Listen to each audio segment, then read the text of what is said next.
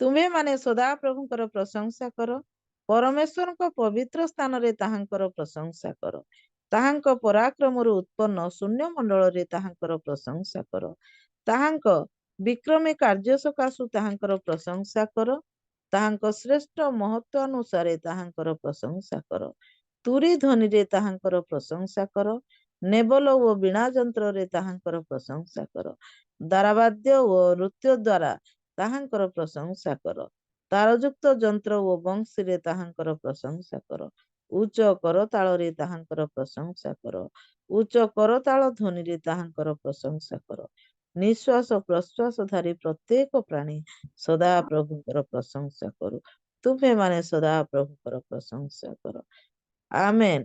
ଆମମାନେ ସଦା ପ୍ରଭୁଙ୍କର ପ୍ରଶଂସା କରିବା ତାଙ୍କର ଆରାଧନା କରିବା ଆମମାନେ ଚୁପଚାପ ବସିକି ଆରାଧନା କରିବା ନାହିଁ। ଆଉ ଏଠି ପ୍ରଭୁ କହୁଛନ୍ତି ଉଚ୍ଚ କରତାଳ ଧ୍ୱନିରେ ତୁରୀ ଧ୍ୱନିରେ ନେବଲ ବୀଣା ଯନ୍ତ୍ରରେ ତାହାଙ୍କର ପ୍ରଶଂସା କର ବୋଲିକି ଆଉ ଆଜି ଆମମାନେ ପ୍ରଭୁଙ୍କର ଆରାଧନା ପ୍ରଶଂସା କରିବା ନିମନ୍ତେ ଯାଉଥିବା ସମସ୍ତେ ଭଉଣୀ ଯେତେବେଳେ ଆରାଧନାରେ ଆଗକୁ ପଢେଇ ନଉଥିବେ ଆମେ ସମସ୍ତେ ତାଙ୍କ ସହ ଆଉ ପ୍ରଭୁଙ୍କ ଠାରେ ଗୌରବ ପ୍ରଶଂସା କରୁଥିବା ମିଶିକି ଆସନ୍ତୁ। ଆଉ ଭଉଣୀ ରଚନା ସାହୁଙ୍କୁ ମୁଁ ସ୍ୱାଗତ କରୁଛି। Praise the Lord sister. Praise the Lord, sister. Praise the Lord. ହଁ ଆଉ ବର୍ତ୍ତମାନ ଆପଣ ଆରାଧନାରେ ଆମମାନଙ୍କୁ ଆଗକୁ ନିଅନ୍ତୁ ପ୍ରଭୁଙ୍କର ସ୍ତୁତି ପ୍ରଶଂସା କରନ୍ତୁ ଆମେ Praise the Lord. ପ୍ରଭୁଙ୍କ ମହାନ ନାମକୁ ଧନ୍ୟବାଦ ଦିଏ। ପ୍ରଭୁ ମୋ ଜୀବନରେ ପୁନର୍ବାର ଦେଲେ ଆପଣମାନଙ୍କ ସହିତ ପ୍ରଭୁଙ୍କର ସ୍ତୁତି ପ୍ରଶଂସା କରିବା ପାଇଁ ସେଥିପାଇଁ ପ୍ରଭୁଙ୍କୁ ଧନ୍ୟବାଦ ଦେବା ସହିତ ରିଅଲ ମିନିଷ୍ଟ୍ର ହୋଷ୍ଟ ଆଜ୍ଞାକୁ ମଧ୍ୟ ଧନ୍ୟବାଦ ଦିଏ। ତା ସହିତ ସାର୍ ମ୍ୟାଡମ ମାନଙ୍କୁ ମୋର ମଧ୍ୟ ନମସ୍କାର ଆଉ ପ୍ରେସ୍ ଦ ଲର୍ଡ। ଆସନ୍ତୁ ଆମେ ପ୍ରଭୁଙ୍କ ଉଦ୍ଦେଶ୍ୟରେ ଏହି ସମୟରେ କେତୋଟି ଗୀତ ଗାଇ ପ୍ରଭୁଙ୍କର ସ୍ତୁତି କରିବା। ଆମେ ଏହି ସମୟରେ ବାକ୍ୟରେ ପଢିଲେ ଆମେ କି ପ୍ରକାର ପ୍ରଭୁଙ୍କର ସ୍ତୁତି କରିବା, କି ପ୍ରକାର ଯନ୍ତ୍ରରେ ବାଜା ବଜାଇ ପୁଣି ତାଳି ମାରି ତାଙ୍କର ଧନ୍ୟବାଦ କରିବା ସବୁ ଆମେ ପଢିଲେ। ଆସନ୍ତୁ ଆମେ ପ୍ରଭୁଙ୍କ ଉଦ୍ଦେଶ୍ୟରେ ଆମମାନଙ୍କ ହୃଦୟକୁ ସଜାଡ଼ିବା ଏବଂ ପ୍ରଭୁଙ୍କର ସ୍ତୁତି କରିବା। ହାଲେଲୁୟା ହାଲେଲୁୟା ପ୍ରେଜ୍ ଦ ଲର୍ଡ। हालेलुया धन्यवाद धन्यवाद। प्रभु जिसु तुम्हें सृष्टि करता, प्रभु जिसु तुम्हें आरोग्य दाता, प्रभु जिसु तुम्हें सृष्टि करता, प्रभु जिसु तुम्हें आरोग्य दाता, प्रेमर तुमे दया सागर, प्रेमर तुमे दया सागर, प्रभु जिसु तुमे सृष्टि करता, प्रभु जिसु तुमे आरोग्य दाता, प्रभु जिसु तुम्हें सृष्टि करता, प्रभु जिसु तुम्हें आरोग्य दाता, मो प्रभु जिसु सत्य सनातन राजा मानकर राजा से जे राजन, मो प्रभु जिसु सत्य सनातन राजा मानकर राजा से जे राजन, हृदयर तुमे दया सागर, हृदयर तुमे दया सागर, प्रभु जिसु तुमे सृष्टि करता, प्रभु जिसु तुम्हें आरोग्य दाता, प्रभु जिसु तुम्हें सृष्टि करता, प्रभु जिसु तुम्हें आरोग्य दाता, सारा जगत रे प्रभु तुम्हारी राज आसो, सारा जगत रे प्रभु जय तुम हेऊ, ए प्रभु तुम्हारे राज्य आसो सारा जगत रे प्रभु जय तुम हेउ जीवित ईश्वर दया सागर जीवित ईश्वर दया सागर प्रभु जीशु तुम्हें सृष्टि करता प्रभु जीशु तुम्हें आरोग्य दाता प्रभु जीशु तुम्हें सृष्टि करता प्रभु जीशु तुम्हें आरोग्य दाता तुम्हारे चरणे सेवा करिबु जेउ दिन दया कर जीशु राजा दिय दर्शन तुम्हारे चरणे सेवा करिबु जेउ दिन दया कर जीशु राजा दिय दर्शन पवित्र ईश्वर दया सागर पवित्र ईश्वर दया सागर प्रभु जीशु तुम्हें सृष्टि करता प्रभु जीशु तुम्हें आरोग्य दाता प्रभु जीशु तुम्हें सृष्टि करता प्रभु जीशु तुम्हें आरोग्य दाता प्रेमर तुम्हें दया सागर प्रेमर तुम्हें दया सागर प्रभु जीशु तुम्हें सृष्टि करता प्रभु जीशु तुम्हें आरोग्य दाता प्रभु जीशु तुम्हें सृष्टि करता प्रभु जीशु तुम्हें आरोग्य दाता हालेलुया आमनकर प्रभु जीशु सृष्टि करता आमनकर सुस्थकारी परमेश्वर हालेलुया से प्रेममय परमेश्वर को आम माने हृदय सहित धन्यवाद करिबा कारण आम मध्य आउ कौन विषय नहीं जहाँ माने देकी परमेश्वर को संतुष्ट करि परिबा हालेलुया हालेलुया ए प्रकार परमेश्वर को आम माने धन्यवाद करिबा हालेलुया हालेलुया आ गोटे गीत गाई आमे प्रस्तुति करिबा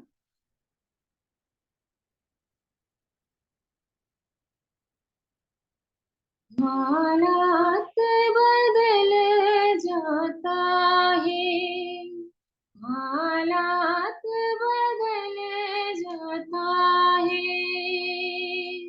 यीशु तेरे आने से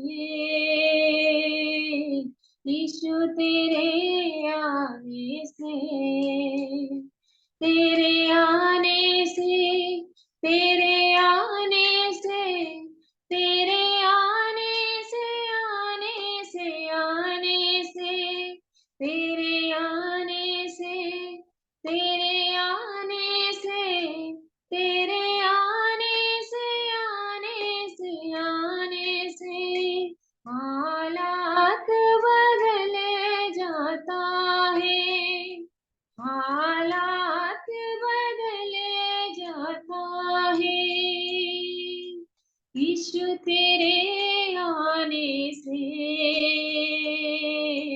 यीशु तेरे आने से तेरे आने से तेरे आने से तेरे आने से आने से आने से तेरे आने से तेरे आने से तेरे आने से आने से आने से फूलों से छली हुआ जख्मों से चूर हुआ फूलों से छली हुआ जख्मों से चूर हुआ सूले की राहों पर गम से न ढाले हुआ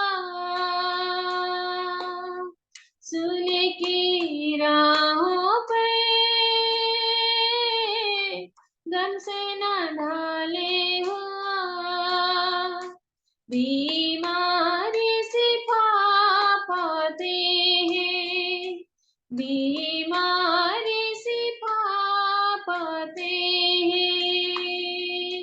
यीशु तेरे छूने से,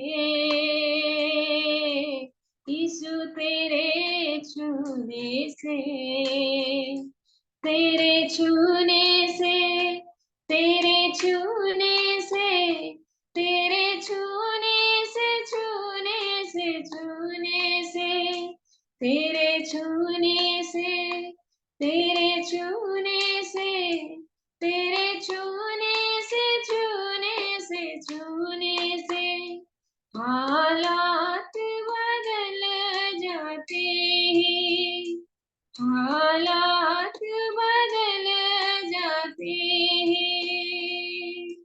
यीशु तेरे आने से, यीशु तेरे आने से, तेरे आने से, तेरे आने से, तेरे आने से, आने से, आने से, तेरे आने से, तेरे आने से, तेरे आने से, आने से, आने से जाहिर की बेटी को यीशु ने जिंदा किया, जाहिर की बेटी को यीशु ने जिंदा किया। मुर्दा लाजर को यीशु ने जिंदा किया, मुर्दा लाजर को यीशु ने जिंदा किया। मुर्दे भी जी उठती है, मुर्दे भी जी उठते हैं। यीशु तेरे आने से, यीशु तेरे आने से, तेरे आने से, तेरे आने से, तेरे आने से, आने से, आने से, तेरे आने से, तेरे आने से, तेरे आने से, आने से, आने से सूली पे डाकुओं को यीशु ने चुप किया, सूली पे डाकुओं को यीशु ने माफ किया। खून की धारा से सभी को माफ किया, खून की धारा से सभी को माफ किया। बदकार बदले जाते हैं, बदकार बदले जाते हैं। यीशु तेरे आने से,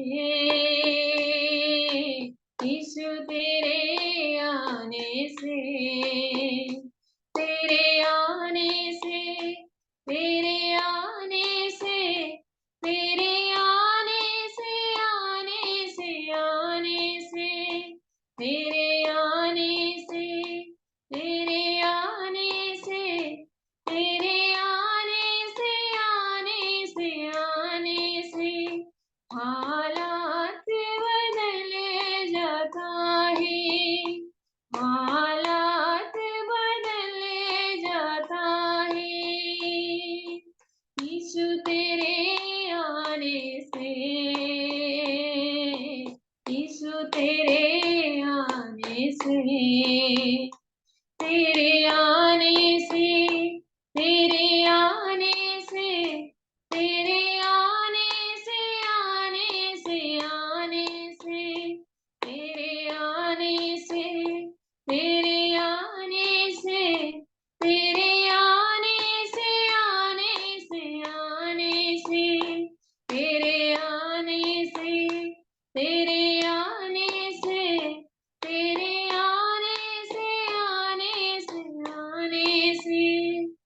हालेलुया, प्रेज द लॉर्ड। प्रभु जानिबा दिन ठारू प्रभु जेतबेले आमान जीवन को आसिले सेतबेले आमान परिस्थिति बदली गला। Hallelujah, hallelujah. आमान जेते जण एठार उपस्थित अछु प्रत्येक प्रभु यीशु को जानिबा परे आमान परिस्थिति बदली छी। Hallelujah, hallelujah, praise the Lord. Hallelujah, प्रभु से महान दया करुणा सकाशे प्रभु स्तुति करिबा। Hallelujah, hallelujah. प्रभु यीशु मुर्दा मानकु जिंदा करिबा परमेश्वर। हालेलुया, आमे ए समय गीत रे गाइले। हालेलुया, प्रति आमान परिस्थिति जे कोनोसी हेउना काहेकि प्रत्येक परिस्थिति रे प्रभु आमान को पई उद्धार पथ प्रस्तुत करंती। हालेलुया, कारण ताहांक दया करुणा आमान को प्रति अपार। ताहांक दया सकाश आम माने उद्धार प्राप्त हो, ताहांक दया सकाश आम माने क्षमा प्राप्त हो। Hallelujah, hallelujah. से प्रकार परमेश्वर को आम माने धन्यवाद करिबा आ गोटी गीत गाई प्रभु स्तुति करिबा। Hallelujah, praise the Lord. Hallelujah.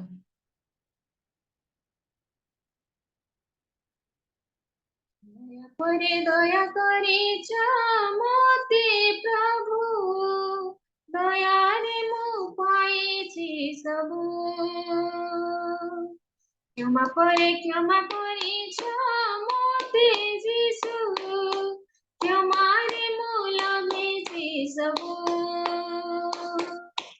दया करे मोते प्रभु दया रे मु पाइछि सबु। क्षमा करे मोते यीशु क्षमा रे मु लभिछि सबु। हे यीशु तुम दया मो प्रति बड़ प्रभु। हे यीशु तुम दया मो प्रति बड़ प्रभु, मो प्रति बड़ प्रभु, मो प्रति बड़ प्रभु। दया करे मोते प्रभु दया रे मु पाइछि सबु। क्षमा करे मोते प्रभु क्षमा रे मु लभिछि सबु। प्रति मुहूर्ते तुम दया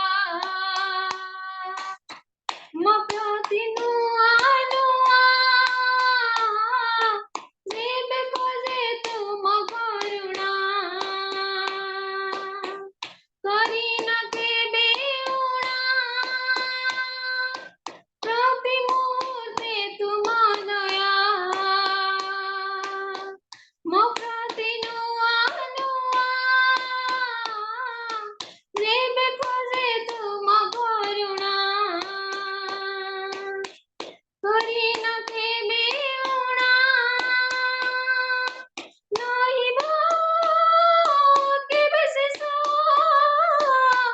तुमारी से करुणा।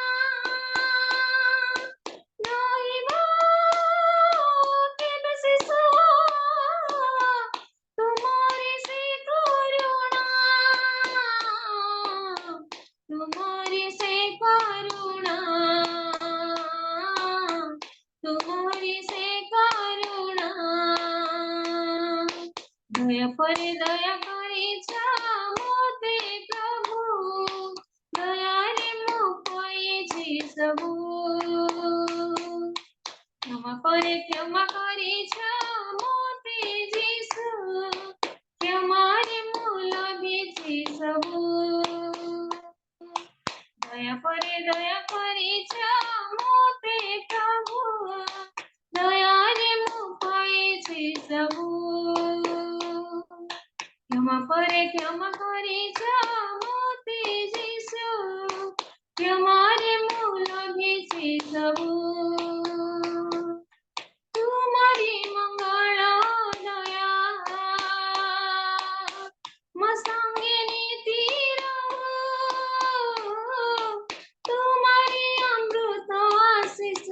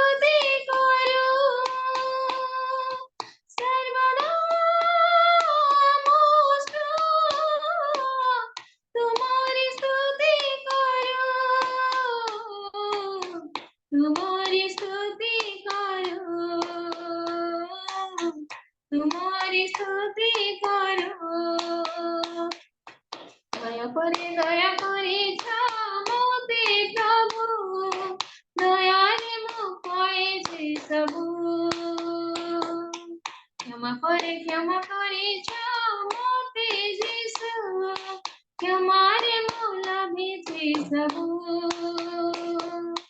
दया करे मोते प्रभु दयारे मोकाए छे सबू क्षमा करे मोते जीसु क्षमारे मौला भेजे सबू क्षमारे मौला भेजे सबू क्षमारे मौला भेजे सबू क्षमारे मौला भेजे सबू हालेलुया हालेलुया प्रभुଙ୍କର ଦୟା କରୁଣା ସକାଶୁ ଆମମାନେ ସବୁ ଆଜି ସୁରକ୍ଷିତ ଅଛୁ ହାଲେଲୁୟା ଆଜି ପର୍ଯ୍ୟନ୍ତ ପ୍ରଭୁ ଯେଉଁ ଅନୁଗ୍ରହ ଆମମାନଙ୍କ ପାଇଁ କରିଅଛନ୍ତି ସବୁ ତାଙ୍କର ଦୟା ସକାଶୁ ତାଙ୍କର ଦୟା ନ ହୋଇଥିଲେ ଆମମାନେ ଏଠାରେ ଏକତ୍ରିତ ହୋଇନଥାନ୍ତେ ତାଙ୍କର ଦୟା ନଥିଲେ ଆମମାନେ ଏତେ ସମୟ ପର୍ଯ୍ୟନ୍ତ ହାଲେଲୁୟା ଜୀବିତ ମାନଙ୍କ ମଧ୍ୟରେ ନଥାନ୍ତେ ହାଲେଲୁୟା ହାଲେଲୁୟା ସେଇ ପରମେଶ୍ୱରଙ୍କର ଧନ୍ୟବାଦ ସ୍ତୁତି ଆମମାନେ ଗୀତ ମାଧ୍ୟମରେ କରିଅଛୁ ହାଲେଲୁୟା এই ସମୟରେ ହାଲେଲୁୟା ଆମମାନଙ୍କ ହୃଦୟରେ ହାଲେଲୁୟା ପରମେଶ୍ୱରଙ୍କୁ ଯେଉଁ ପ୍ରଭୁ ଦୟା କଲେ ଯେଉଁ କ୍ଷମା କଲେ ଆମମାନଙ୍କର କ୍ଷମା ପାଇବାର ଯୋଗ୍ୟତା ନଥିଲା ତଥାପି ପ୍ରଭୁ ଯୀଶୁ ଆମମାନଙ୍କ ପାଇଁ ହାଲେଲୁୟା ଦାସ ରୂପ ଧାରଣ କରି ଏଇ ଜଗତକୁ ଆସି ହାଲେଲୁୟା ଯେଉଁ କ୍ଷମା ପାଇଁ ପ୍ରଭୁ ଯୀଶୁ ଆମମାନଙ୍କର କ୍ଷମା ପାଇଁ ହାଲେଲୁୟା ନିଜର ପ୍ରାଣ ଦେଲେ ହାଲେଲୁୟା ସେଇ ପରମେଶ୍ୱରଙ୍କର ଧନ୍ୟବାଦ ଆମମାନେ କରିବା ହାଲେଲୁୟା ହାଲେଲୁୟା କାରଣ ଆଉ କିଛି ନାହିଁ ଆମମାନଙ୍କର ଜୀବନରେ ତାଙ୍କୁ ଦେବା ପାଇଁ କେବଳ ଧନ୍ୟବାଦ ହିଁ ଦେବା ହାଲେଲୁୟା ଏ ପ୍ରକାର ପରମେଶ୍ୱରଙ୍କୁ ଆମମାନେ ସ୍ତୁତି ପ୍ରଶଂସା କଲୁ ହାଲେଲୁୟା ଗୀତ ମାଧ୍ୟମରେ ହାଲେଲୁୟା ପ୍ରଭୁ ଅନୁଗ୍ରହ କରନ୍ତୁ ହାଲେଲୁୟା ସେଇ ସମସ୍ତ ଧନ୍ୟବାଦର ପ୍ରଶଂସା ଅର୍ଘ୍ୟ ଆମେ ପ୍ରଭୁ ଯୀଶୁଙ୍କ ନାମରେ ଉତ୍ସର୍ଗ କରୁଅଛୁ ହାଲେଲୁୟା ସବୁ ଗୌରବ ମହିମା କେବଳ ପ୍ରଭୁଙ୍କ ନାମରେ ଦେଇ ପ୍ରାର୍ଥନା ଯୀଶୁଙ୍କ ନାମରେ ମାଗୁଅଛି ଆମେନ୍ ଆମେନ୍ ପ୍ରଭୁ ଆପଣଙ୍କୁ ଆଶୀର୍ବାଦ କରନ୍ତୁ ଭଉଣୀ ସୁନ୍ଦର ଭାବରେ ପ୍ରଭୁଙ୍କର ଆରାଧନା କରିଛନ୍ତି ସେଥିପାଇଁ ପ୍ରଭୁ ନିଶ୍ଚିତ ଭାବରେ ଆପଣଙ୍କର ବଳିରେ ଅନୁଗ୍ରହ ପ୍ରଦାନ କରିଛନ୍ତି ଆଶୀର୍ବାଦ ପ୍ରଦାନ କରିଛନ୍ତି ପ୍ରଭୁଙ୍କ ମହାନ ଆମର ଧନ୍ୟବାଦ ହଉ ଏତେବେଳେ ଆମମାନେ ସେଇ ସମୟରେ ଉପସ୍ଥିତ ଆଉ ପ୍ରଭୁଙ୍କର ମୁଖ ନିସୃତ ବାକ୍ୟ ଆମମାନେ ଶୁଣିବା ଆମମାନଙ୍କ ଗହଣରେ ଭଉଣୀ ସସ୍ମିତା ପ୍ରମାଣିକ ଅଛନ୍ତି ଆଉ ସେ ଆମମାନଙ୍କୁ ପ୍ରଭୁଙ୍କ ବାକ୍ୟ ପ୍ରଦାନ କରୁଥିବେ ଏଥିରେ ମୁଁ ଏକ ବାକ୍ୟ ପଢି ତାଙ୍କୁ ଆହ୍ୱାନ କରୁଛି ପ୍ରଭୁ ବାକ୍ୟ ପ୍ରଦାନ କରନ୍ତି ଶୁଭବାର୍ତ୍ତା ପ୍ରଚାରିକା ସ୍ତ୍ରୀ ଗଣ ମହାବାହିନୀ ଅଟନ୍ତି ପ୍ରଭୁ ଅନୁଗ୍ରହ କରନ୍ତୁ ଆଶୀର୍ବାଦ କରନ୍ତୁ ଆଉ ଆଜିର ବାକ୍ୟ ପରିବେଷଣରେ ପ୍ରଭୁ ତାଙ୍କୁ ଆପାଦ ମସ୍ତକ ଛୁଇଁ ତାଙ୍କୁ ଅଭିଷେକ କରନ୍ତୁ ଆଉ ଏତେବେଳେ ଆମମାନେ ଟିକେ 2 ମିନିଟ ପ୍ରାର୍ଥନା କରିବା ତାପରେ ବାକ୍ୟ ନିକଟକୁ ଯିବା ଆମମାନଙ୍କ ଗହଣରେ ଅଛନ୍ତି ଆଉ ଆମର ରେଭ ଗୀତା ପାଣି ମ୍ୟାଡମ ଅଛନ୍ତି praise the Lord madam Praise the Lord, sister. Praise the Lord. ଆଉ ପ୍ରାର୍ଥନା ଟିକେ କରନ୍ତୁ ଆରାଧନା କରିଥିବା ଭଉଣୀଙ୍କ ପାଇଁ ପ୍ରଭୁଙ୍କୁ ଧନ୍ୟବାଦ ଦେବା ଆଉ ବାକ୍ୟ ଘେନି ଆସୁଥିବା ଭଉଣୀଙ୍କ ପାଇଁ ପ୍ରଭୁଙ୍କ ନିକଟରେ ପ୍ରାର୍ଥନା କରିଦେବା ସମସ୍ତଙ୍କୁ ନମସ୍କାର ପ୍ରେଜ ଦ ଲର୍ଡ ଆସନ୍ତୁ ପ୍ରାର୍ଥନା କରିବା ପବିତ୍ର ମଙ୍ଗଳମୟ ସ୍ୱର୍ଗୀୟ ପିତା ତୁମର ପବିତ୍ର ମହାନାମକୁ ଧନ୍ୟବାଦ କରୁଅଛୁ ଗୌରବ ପ୍ରଶଂସା କରୁଛୁ ପ୍ରଭୁ ପ୍ରତିଦିନ ପରି ଆଜି ମଧ୍ୟ ତୁମ ଦୟା ଅନୁଗ୍ରହରେ ପ୍ରାର୍ଥରେ ଆମମାନଙ୍କୁ ତୁମ ଚରଣ ତଳେ ବସିବା ପାଇଁ ସୁନ୍ଦର ଅବକାଶ ଦେଇଛ ପ୍ରଭୁ ଜୀବିତ ମାନଙ୍କ ମଧ୍ୟରେ ନାମ ସ୍ଥାନ ଦେଇଛ ପ୍ରଭୁ ସମସ୍ତ ମଙ୍ଗଳ ମୃତ୍ୟୁ ମୁଖରୁ ପ୍ରଭୁ ତୁମେ ବଞ୍ଚାଇଛ ଆମମାନଙ୍କର ପ୍ରହରୀ ହୋଇ ଆମମାନଙ୍କର ରକ୍ଷକ ପ୍ରତିପାଳକ ହୋଇ ପ୍ରଭୁ ପୁନର୍ବାର ଏ ଦିନ ଦେଖିବା ପାଇଁ ଦେଇଛ ତୁମର ସେ ପବିତ୍ର ନାମର କୋଟି କୋଟି ଧନ୍ୟବାଦ କରୁଅଛି ପ୍ରଭୁ ତୁମ ପାଦ ତଳେ ବସୁ ବସୁ ଭଉଣୀ ଅର୍ଚ୍ଚନାଙ୍କ ମୁଖ ଦେଇ ପ୍ରଭୁ ତୁମର ପ୍ରଶଂସାର ଗୀତ ଗାଇବା ପାଇଁ ତୁମ ନିକଟବର୍ତ୍ତୀ ହେବା ପାଇଁ ତୁମେ ଆମମାନଙ୍କୁ ଦୟା କଲ ଅନୁଗ୍ରହ କଲ ପ୍ରଭୁ ତୁମେ ଯେ ସମସ୍ତ ଗୌରବ ପ୍ରଶଂସା ପାଇବାର ଏକମାତ୍ର ଯୋଗ୍ୟ ପରମେଶ୍ୱର ଶୋଭାଜନ ପରମେଶ୍ୱର ପିତା ଏତେବେଳେ ପ୍ରଭୁ ଭଉଣୀଙ୍କୁ ତୁମ ଚରଣ ତଳେ ସମର୍ପଣ କରୁଅଛି ତାଙ୍କ ମୁଖ ଦ୍ୱାରା ଯେଉଁ ସବୁ ପ୍ରଶଂସାର ଗୀତି ପ୍ରଭୁ ଆମମାନେ ଶୁଣିଅଛୁ ସେ ସମସ୍ତ ଗୌରବ ତୁମେ ପାଇ प्रभु भौणी को तुम प्रचुर भाव में आशीर्वाद अनुग्रह कर प्रभु आगामी दिन मानकरे आहुरी आहुरी तुमर प्रशंसा करिबा पाई से जे प्रकार प्रभु अधिक रु अधिक मनोयोगी हेबे तुमर मंगल तुमर दया अनुग्रह जीवन रे लाभ करिवे तुमे दया कर सपरिवार प्रभु जेते जना माने उपस्थित होइछु तुमर से जीवंत मुख निसृत वाक्य सुनिबा पाई प्रभु आमानक प्रत्येकंकर कर्ण आमानक प्रत्येकंकर हृदय मन को तुम चरण तले समर्पण करूछु बापा आमानकर कर्ण को तुमे उन्मुक्त कर आमानकर हृदय को तुमे उन्मुक्त कर जद्वारा प्रभु आमाने तुमर वाक्य सुनिबो प्रभु हृदय रे धारण करिबो आ से वाक्य को निजस्व करी कार्यकारी करिबो प्रभु तुमे दया कर प्राण तुमरी वाक्य जीवंत एवं कार्य साधक जे मुख को तुमे बाछियछ से मुख को सूचि पवित्र कर प्रभु से मुख द्वारा उच्चारित प्रत्येक शब्द को प्रभु तुमे जीवंत कर अभिषेक कर प्रभु तुमे दया कर वक्ता श्रोता समस्त को तुमे आशीर्वाद कर गौरव महिमा पूजा प्रशंसा प्रार्थना सुनिल धन्यवाद दे प्रिय प्रभु जीशु नाम रे मागिली पिता आमेन थैंक यू सिस्टर आमेन भौणी बहुत धन्यवाद आ प्रभु आपनको आशीर्वाद करंतु सुंदर भाव प्रार्थना रे तोली धरिछंती आपनकर प्रत्येक विषय प्रभुकर अनुग्रह वर्तु आ वर्तमान मु प्रमाणिक भौणी को अनुरोध करुची प्रभु जीशु ख्रीष्टଙ୍କ नाम रे मु तांको स्वागत करुची प्रेज द लॉर्ड नमस्कार भौणी प्रेज द लॉर्ड आसंतु आ प्रभुଙ୍କର वाक्य परिवेषण करंतु आ प्रभु आपनकर सहवर्ती ईश्वर हुअन्तु आमेन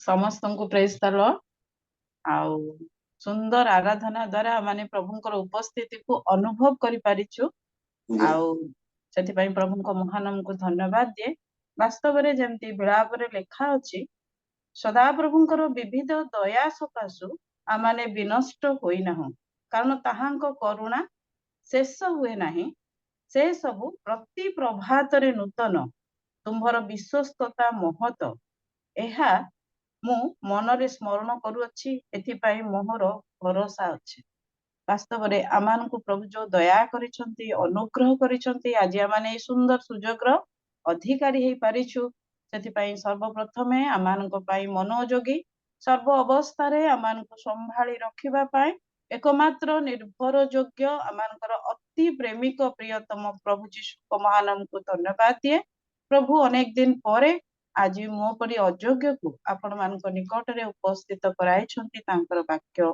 कहिबा पई तेंती कोनोसी भी योग्यता नाही आपण माने मो पई प्रार्थनार सहित बसंतु आ जो वाक्य प्रभु आज मते प्रदान करिछंती से वाक्य जेपरी आपण मानक निकट रे ठीक भाबरे प्रभुଙ୍କର इच्छा अनुमोदित भाबरे मो प्रकाश कर परिबी तसहित आमानकर प्रिय भाई को मध्य धन्यवाद दिए रियल मिनिस्टर होस्ट आज्ञा को से मध्य अनेक दिन परे मते स्मरण करिसंती आ मने पकेइछंती सेति पई मध्य तांको धन्यवाद दिए आ एई परी आमानकु प्रभुଙ୍କ निकटरे आ उत्साहर सहित बढ़िबा पई आ तांको प्रभु जो प्रेरणा देइछंती सेति पई तांको धन्यवाद दिए तांको तांको परिवार को प्रभु विशेष भाबरे आशीर्वाद करंतु तो सहित आमाने जेते जण ए जूम रे जड़ित हेचु आमाने प्रत्येक आउ प्रभु जीशुଙ୍କ मधुर नाम रे समस्त को धन्यवाद दिए नमस्कार जणाए एवं प्रेज द लॉर्ड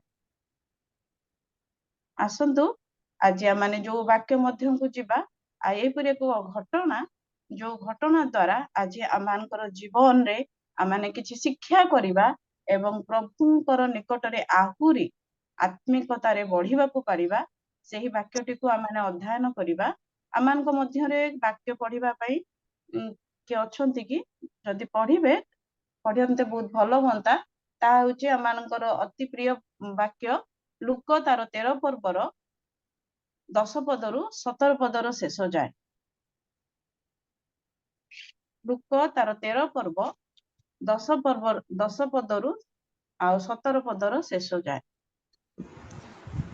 थरे से विश्राम बारे गोटे समाज गृह शिक्षा देउथिले आउ देख 18 वर्ष पर्यंत दुर्बलकारी आत्मा द्वारा आविष्ट जने स्त्री लोक सेठारे थिला ସେ କୁବ୍ଜା ହୋଇ କୌଣସି ପ୍ରକାରେ ଆପଣାକୁ ସଳଖ କରି ପାରୁନଥିଲା।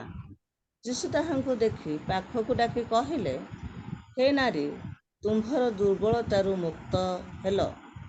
ଆଉ ସେ ତାହା ଉପରେ ହାତ ଥୋଇଲେ। ସେଥିରେ ସେ ସେହି କ୍ଷଣି ସଳଖ ହୋଇ ଈଶ୍ୱରଙ୍କ ମହିମା କୀର୍ତ୍ତନ କରିବାକୁ ଲାଗିଲା। କିନ୍ତୁ ଯୀଶୁ ବିଶ୍ରାମ ବାରରେ ସୁସ୍ଥ କରିବାରୁ ସମାଜ ଗୃହର ଅଧ୍ୟକ୍ଷ ବିରକ୍ତ ହୋଇ ଲୋକସମୂହକୁ ଉତ୍ତର ଦେଲେ, କର୍ମ କରିବା ନିମନ୍ତେ 6 ଦିନ ଅଛି, ଏଣୁ ସେହି ସବୁ ଦିନରେ ଆସି ସୁସ୍ଥ ହୁଅ, ବିଶ୍ରାମ ବାରରେ ଆସ ନାହିଁ। କିନ୍ତୁ ପ୍ରଭୁ ତାଙ୍କୁ ଉତ୍ତର ଦେଲେ, ରେ କପଟିମାନେ, ତୁମ୍ଭେମାନେ ପ୍ରତ୍ୟେକେ କ'ଣ ବିଶ୍ରାମ ବାରରେ ଆପଣା ଆପଣା ବଳଦ କିମ୍ବା ଗଧ ଗୁହାଳରୁ ଫିଟାଇ ଘେନିଯାଇ ପାଣି ପିଆଅ ନାହିଁ? ତେବେ ଦେଖ, 18 ବର୍ଷ ବ୍ୟାପୀ ଶୟତାନ ଦ୍ୱାରା ଆବଦ୍ଧ ଅବ୍ରାହମଙ୍କ କନ୍ୟା ଏହି ସ୍ତ୍ରୀ ଲୋକଟି କ'ଣ ବିଶ୍ରାମ ବାରରେ ଆପଣା ବନ୍ଧନରୁ ମୁକ୍ତ ହେବା ଆବଶ୍ୟକ ନଥିଲା? ଆଉ ସେ ଏହି କଥା ସବୁ କହନ୍ତେ ତାହାଙ୍କ ବିପକ୍ଷ ସମସ୍ତେ ଲଜ୍ଜିତ ହେବାକୁ ଲାଗିଲେ। ମାତ୍ର ଲୋକସମୂହ ତାହାଙ୍କ କୃତ ସମସ୍ତ ମହତ୍ କର୍ମ ସକାଶେ ଆନନ୍ଦ କରିବାକୁ ଲାଗିଲେ। ଆମେନ୍। ଆଉ ଧନ୍ୟବାଦ ଭଉଣୀ। ପ୍ରଭୁ ଆପଣଙ୍କୁ ବହୁଳ ଭାବେ ଆଶୀର୍ବାଦ କରନ୍ତି। ଅତି ସୁନ୍ଦର ଭାବରେ ସରଳ ଭାବରେ ବୁଝେଇକି ଆପଣ ପଠନ କଲେ, ଆଉ ସେଥିପାଇଁ ଆପଣଙ୍କୁ ବହୁତ ବହୁତ ଧନ୍ୟବାଦ। ଆଉ ଏଇ ଜୁମ୍ରେ ମୋର ପ୍ରଚାର କରିବାର 4ର୍ଥ ଥର ଆଉ ଭାଇ ମତେ ସୁଯୋଗ ଦେଇଛନ୍ତି। ପ୍ରଥମ ଥର ମୁଁ ବାକ୍ୟ ପ୍ରଚାର କରିଥିଲି, ସେ ତାର ଟପିକ ଥିଲା ଉଠ ଦୀପ୍ତିମତୀ ହୁଅ। ଦ୍ୱିତୀୟ ଥର ମୁଁ ପ୍ରଚାର କରିଥିଲି ହରିଣୀର ଚରଣ ବିଷୟରେ। ଆଉ ତୃତୀୟ ଥର ମୁଁ ଜିରିମିୟ 13:1-11 ବିଷୟରେ କହିଥିଲି, ଆଉ ସେଇ ପଟୁକା ବିଷୟରେ। ଆଜି ପ୍ରଭୁ ମତେ ସୁଯୋଗ ଦେଇଛନ୍ତି, ଆଉ ଆଜି ଆମେ ଯୋଉ ଘଟଣାରୁ ପଢିଲୁ, ପାଠ କଲୁ, ଆଉ ତାର ହେଡିଙ୍ଗ ଏପରି ଲେଖା ଅଛି, କୁବ୍ଜା ସ୍ତ୍ରୀ ଲୋକର ସୁସ୍ଥତା। ମାନେ ମୁଁ ଜଷ୍ଟ ସରଳରେ ଜିଷ୍ଟଟା ଖାଲି କହୁଛି। ଯୀଶୁ ବିଶ୍ରାମ ବାରରେ ସମାଜ ଗୃହରେ ଶିକ୍ଷା ଦେଉଥିଲେ। ସେଠାରେ ଜଣେ ସ୍ତ୍ରୀ ଲୋକ ବସିଥିଲା, ତାଠାରେ ଏକ ଦୁର୍ବଳକାରୀ ଆତ୍ମା ଥିଲା। ସେଥିପାଇଁ ସେ ସିଧା ହୋଇ ପାରୁନଥିଲା, କୁବ୍ଜା ହୋଇ ତଳକୁ ନଇଁକି ରହିଥିଲା। ଆଉ ସେଇ ଅବସ୍ଥାରେ ମଧ୍ୟ ସେ ସମାଜ ଘରକୁ ଆସିଥିଲା ଶିକ୍ଷା ଶୁଣିବା ପାଇଁ। ଆଉ ଯୀଶୁ ଉପଦେଶ ଦେଉଥିବା ସମୟରେ ତାକୁ ଦେଖିଲେ ଏବଂ ପାଖକୁ ଡାକି କହିଲେ, ହେ ନାରୀ, ତୁମ୍ଭର ଦୁର୍ବଳତାରୁ ମୁକ୍ତ ହେଲ। ଯୀଶୁ ତା ଉପରେ ହାତ ଥୋଇଲେ। ସେଥିରେ ସେ ସେଇ କ୍ଷଣି ସଳଖ ହୋଇ ଈଶ୍ୱରଙ୍କର ମହିମା କରିବାକୁ ଲାଗିଲା।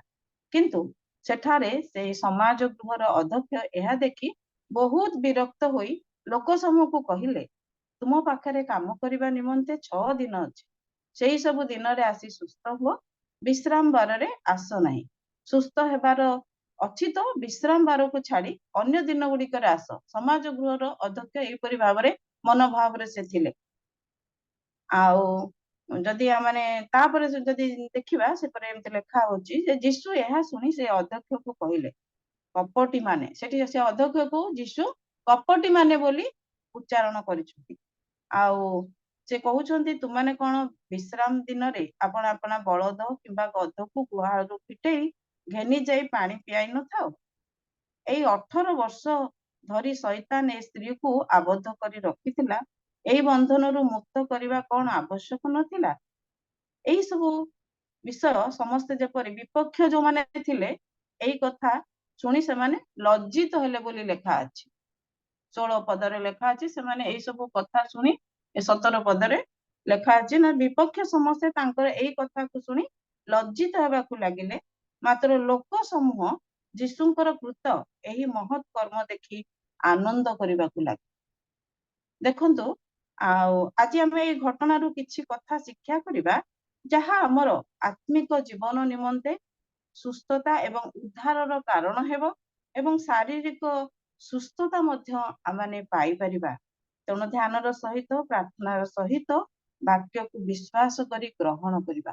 ମୋ ପାଖରେ ସେମିତି କୌଣସି ଜ୍ଞାନ ନାହିଁ ଯେ ପ୍ରଭୁ ଏତେ ସୁନ୍ଦର ଭାବରେ ଆଉ ତାଙ୍କର ନିଗୁଡ କଥା କହିବେ, ମୋ ମୁଖ ଦ୍ୱାରା ଆପଣ ମାନଙ୍କୁ ବୁଝେଇ ପାରିବି, ସେପରି କିଛି ବିଷୟ ବସ୍ତୁ ମୋ ପାଖରେ ନାହିଁ। କିନ୍ତୁ ପ୍ରଭୁ ମତେ ଯାହା ଶିଖେଇଛନ୍ତି, ଏଇ ଦୃଷ୍ଟାନ୍ତ ଦ୍ୱାରା ମୁଁ ଯାହା ଶିକ୍ଷା କରିଛି ଆଉ ତାହା ମୁଁ ଆପଣମାନଙ୍କ ସମ୍ମୁଖରେ କହିବାକୁ ଯାଉଛି। ଆମମାନେ ସମସ୍ତେ ଆଉ ସେଇ SOBC ର ଷ୍ଟୁଡେଣ୍ଟ। ଆଉ କିଛି ଦିନ ପୂର୍ବରୁ ସାମ୍ ଆଜ୍ଞା ଆମକୁ ବାକ୍ୟକୁ କେମିତି ପ୍ରଚାର କରିବ, ତାର ଆଗ କଣ ପଛ କଣ କେତେ ପ୍ରକାର ଆମମାନଙ୍କୁ ଶିକ୍ଷା କରିଛନ୍ତି। ମୁଁ ତ ସେଇପରି ଏତେ ସୁନ୍ଦର ପ୍ରସ୍ତୁତ ହେଇପାରିଲିନି, ତଥାପି ଦେଖନ୍ତୁ ଯୀଶୁ ଯୋଉ ଯୋଉ ଅଞ୍ଚଳରେ ଯୀଶୁଙ୍କର ଯୋଉ ସେବାର ସମୟରେ ଯୀଶୁ ବିଭିନ୍ନ ସ୍ଥାନରେ ବିଭିନ୍ନ ଭାବରେ ଆଉ ସେ ସେବା କରିଥିଲେ। ତାଙ୍କର ସେବାର ସ୍ଥାନ ଗୁଡିକ ମଧ୍ୟରେ ଆଉ ଜିହୁଦା ପ୍ରଦେଶ ଆଉ ଗାଲିଲି ଅଞ୍ଚଳ ପ୍ରମୁଖ ଥିଲା। ଆଉ ସେଇ ସ୍ଥାନରେ ଆଉ ଯୀଶୁଙ୍କର ଅଧିକାଂଶ ଶିକ୍ଷା ସେ ପ୍ରଦାନ କରୁଥିଲେ ଆଉ ସେବା କରୁଥିଲେ। ଆଉ ତାଙ୍କର ସେବାର ସ୍ଥଳ ଥିଲା, ଆମେ ସମସ୍ତେ ଜାଣୁ, ସେ ସମୁଦ୍ର କୂଳ, ନହେଲେ ସମାଜ ଘର, ନହେଲେ ପର୍ବତ ଉପରେ, ଏମିତି ବିଭିନ୍ନ ସ୍ଥାନରେ ଆଉ ଯୀଶୁ କଣ କରୁଥିଲେ ନା ସେ ଶିକ୍ଷା ଦଉଥିଲେ। ଆଜି ଆମମାନେ ମଧ୍ୟ ଆଉ ଏହିପରି ଏକ ଘଟଣା ଦେଖିବା ଯୋଉଠି କି ସମାଜ ଘରେ ଆଉ ଏଇ ଘଟଣାଟି ଘଟି ଅଛି। ଏଇ ବାକ୍ୟ ମତେ ପ୍ରସ୍ତୁତ ହେଲା ବେଳେ ଏତେ ଆତ୍ମିକ ସନ୍ତୋଷ ପ୍ରଦାନ କରିଥିଲା ଯେ ମୁଁ ସେତେବେଳେ ସେ ଲୁଦିଆଙ୍କ କଥାକୁ ଭାବୁଥିଲି। ପ୍ରଭୁ, ଆଉ ଲୁଦିଆ ଯେତେବେଳେ ପାଉଲଙ୍କ ପ୍ରଚାରକୁ ସୁନ୍ଦର ଭାବରେ ଶୁଣୁଥିଲେ, ବିଶ୍ୱାସ କରୁଥିଲେ ଆଉ ହୃଦୟରେ ଗ୍ରହଣ କରିଥିଲେ, ଆଉ ସେତେବେଳେ କଣ ହେଲା ନା ଲୁଦିଆଙ୍କ ହୃଦୟକୁ ସଦାପ୍ରଭୁ ଖୋଲି ଦେଇଥିଲେ। ଆଉ ତାହାଙ୍କ ଦ୍ୱାରା ତାହାଙ୍କ ପରିବାର ରକ୍ଷା ପାଇଲେ, ଆଉ ତାହାଙ୍କ ଦ୍ୱାରା ମଧ୍ୟ ଫିଲିପ ମଣ୍ଡଳୀ ସ୍ଥାପନ ହେଲା, ଗୋଟିଏ ସ୍ତ୍ରୀର ହୃଦୟକୁ ଖୋଲିବା ଦ୍ୱାରା। ଆଜି ଆମମାନେ ମଧ୍ୟ ସମସ୍ତେ ସେଇପରି ସ୍ତ୍ରୀ ଲୋକମାନେ ଅଧିକାଂଶରେ ଆଜି ମହିଳା ମାନଙ୍କର ବାକ୍ୟ କହିବାର ସୁଯୋଗ ଭାଇ ମାନଙ୍କୁ ଦେଇଛନ୍ତି। ଆଉ ଆଜି ଆମମାନେ ମଧ୍ୟ ଏହିପରି ଗୋଟେ ମହିଳା ବିଷୟରେ ଶିକ୍ଷା କରିବା। ଆଉ ଯଦି ଆମେ ଦେଖିବା ତାର ମାଥ୍ୟୁ ତାର 13 ପର୍ବର 11 ପଦରେ ଶିଷ୍ୟମାନେ ଯେତେବେଳେ ଯୀଶୁଙ୍କୁ ପଚାରିଛନ୍ତି, ଯୀଶୁ ତୁମେ ସବୁବେଳେ ଦୃଷ୍ଟାନ୍ତ ଦ୍ୱାରା ଆମକୁ କଥା କହୁଛ, ସେଠୁ ଯୀଶୁ କହୁଛନ୍ତି ବହୁତ ନିଗୁଡ କଥା ମୁଁ ତୁମମାନଙ୍କୁ କହୁଅଛି, ଆଉ ତମାନେ ଯେପରି ବୁଝିପାରିବ ସେଥିପାଇଁ ମୁଁ ମଧ୍ୟ ତୁମକୁ ଶକ୍ତି ଦେଇଅଛି। ଯୀଶୁ ଯେ କେବଳ ତାଙ୍କର ଶିଷ୍ୟମାନଙ୍କୁ ଏଇ ଶକ୍ତି ପ୍ରଦାନ କରିଥିଲେ ତା ନୁହେଁ, ଆଜି ଆମମାନେ ତାହାଙ୍କୁ ବିଶ୍ୱାସ କରିଥିବା ପ୍ରତ୍ୟେକ ଭାଇ ଭଉଣୀ ପ୍ରତ୍ୟେକ ଜଣଙ୍କୁ ମଧ୍ୟ ପ୍ରଭୁ ଆମମାନଙ୍କୁ ଶକ୍ତି ପ୍ରଦାନ କରିଛନ୍ତି। ତାଙ୍କର ସେ ନିଗୁଡ କଥାକୁ, ନିଗୁଡ ତତ୍ତ୍ୱକୁ ବୁଝିବା ପାଇଁ ପ୍ରଭୁ ଆମକୁ ଶକ୍ତି ଦେଇଛନ୍ତି। ଏଇ ଘଟଣାରେ ଆମେ ଦେଖିବା ଯେ 3 ପ୍ରକାର ସ୍ୱଭାବର ଲୋକଙ୍କୁ ଦେଖିବାକୁ ପାଇବା। ଏ ଘଟଣାକୁ ଯଦି ଆମେ ସମୀକ୍ଷା କରିବା, ଏଠି 3 ପ୍ରକାର ଲୋକଙ୍କୁ ଦେଖିବାକୁ ପାଇବା, ଆଉ ସେମାନଙ୍କର ଜୀବନର ଭାବନା ଆଉ ମନୋଭାବ ପରସ୍ପର ଠାରୁ ଭିନ୍ନ। ଆଜି ଆମେ ନିଜକୁ ସମୀକ୍ଷା କରିବା ଏଇ ବାକ୍ୟ ଦ୍ୱାରା ଆମମାନେ କୋଉ ମନୋଭାବର ବା କୋଉ ସ୍ୱଭାବର ବା କୋଉ ଦଳର ଲୋକ ଅଟୁ, ଆଉ ଆମମାନେ ସେଇ ବିଷୟକୁ ଆମମାନେ ଆମଙ୍କର ବାକ୍ୟ ରୂପ ଦର୍ପଣରେ ଦେଖିପାରିବା। ଯଦି ଆମମାନଙ୍କ ଜୀବନରେ କିଛି ଦୁର୍ବଳତା ଥାଏ, ସେ ଦୁର୍ବଳକାରୀ ଆତ୍ମା ଆମମାନଙ୍କ ମଧ୍ୟରେ ବାସ କରୁଥାଏ, ସେଥିରୁ ମଧ୍ୟ ଆମମାନଙ୍କୁ କଣ କରିବାକୁ ପଡିବ ନା ବାହାରିବାକୁ ପଡିବ, ସୁଧୁରି ଯିବାକୁ ପଡିବ। ସେହି ବାକ୍ୟ ଆମ ପ୍ରତ୍ୟେକ ଜୀବନ ପାଇଁ ଏକ ଉଦ୍ଧାରର କାରଣ ହେଇପାରିବ।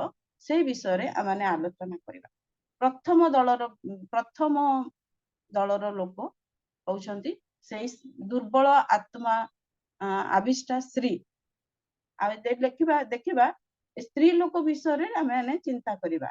ବିଶ୍ରାମ ବାରରେ ସମାଜ ଗୃହ ମଧ୍ୟରେ ବସି ଯୀଶୁଙ୍କର ବାକ୍ୟ ଶୁଣୁଥିଲା। ବ୍ୟବସ୍ଥା ଅନୁସାରେ 6 ଦିନ କାମ କରିବ, 7ମ ଦିନ ବିଶ୍ରାମ କରିବ। ଯାତ୍ରା ତାର 20:8-10 ପଦରେ ମଧ୍ୟ ଏହି ପ୍ରକାର ବ୍ୟବସ୍ଥା ଦିଆଯାଇଛି। ଦ୍ୱିତୀୟ ବିବରଣୀ 5 ଆଉ ତାର 13-14 ପଦ ମଧ୍ୟରେ ମଧ୍ୟ ଏପରି ବ୍ୟବସ୍ଥା ଦିଆଯାଇଛି। 6 ଦିନ କାମ କରିବ, 7ମ ଦିନ ବିଶ୍ରାମ କରିବ। ଏ ସ୍ତ୍ରୀ ଲୋକଟି ଆଉ କଣ କରିଛି ନା ଆଉ ସେ ତା ଦେହରେ ଅନେକ ଅସୁସ୍ଥତା, ମତଲବ ସେ କୁଜା, ଆଉ ସେ ଠିକ ଭାବରେ ସିଧା ହେଇକି ଠିଆ ହେଇ ପାରୁନି, ଚାଲି ପାରୁନି, ଆଉ ଠିକରେ ବସି ପାରୁନି, ଶୋଇ ପାରୁନି। ଆଉ କଣ କରିଛି ନା ଠିକ ଭାବରେ ମଧ୍ୟ ଅନ୍ୟକୁ ମୁହଁ ବୁଲେଇକିରି ଉଚ୍ଚା ମୁଣ୍ଡ ଟେକିକି ଦେଖି ବି ପାରୁନି। କେତେ ଯନ୍ତ୍ରଣା ତା ଦେହରେ। 18 ବର୍ଷ ଧରି ସେ ଦୁର୍ବଳକାରୀ ଆତ୍ମା ତା ଠାରେ ଅଛି। ତା ଶରୀରରେ ଅନେକ ଯନ୍ତ୍ରଣା। ଆଉ ସେ କଣ କରୁଛି, ଏତେ କଷ୍ଟରେ ଥାଇକି ମଧ୍ୟ ଆଉ କଣ କରିଛି ନା ସେ ଆସିଛି ଆଉ ଯୀଶୁଙ୍କ ଚରଣ ସମାଜ ଗୃହକୁ ଶିକ୍ଷା ଶୁଣିବା ନିମନ୍ତେ।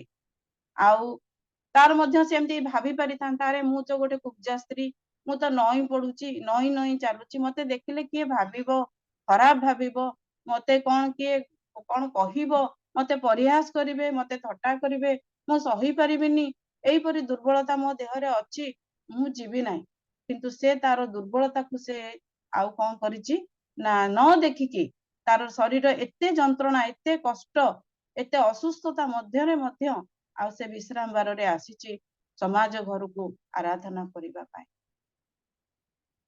आउ सी भी देखंतु सी भी से सुस्थता पाई आसीनी से जानिनी जे मु जीवी सेठारे जीसु थिबे मते देखिबे मते छुई देबे आउ मो कथा माने मु सुस्थ हेई जीवी तांको द्वारा से मनोभाव रे से आराधना करने को समाज घर को आसीनी से केवल आसी वाक्य शुणा शिक्षा शुणा तार दुर्बलता रे आउ से आसी आज आम मैंने निज निज जीवन को समीक्षा करवा छोट छोट असुविधा आम कौन कर ना गिरजा बंद कर दे था जूम रे मध्य ए वाक्य दीधार खड़ग ए वाक्य मो पाई शुणुवा प्रत्येक भाई भौणी मान मो जीवन पाई एटा बहुत शिक्षणीय विषय है अनेक समय जूम रे बसिबा पाई निद भांगेनी अनेक समय कौन हुए ना निजर शरीर दुर्बलता लगे आउ अनेक समय आम मध्य कौन मूड भी न थाए आउ कौन ना विभिन्न काम इम्पोर्टान्स थाए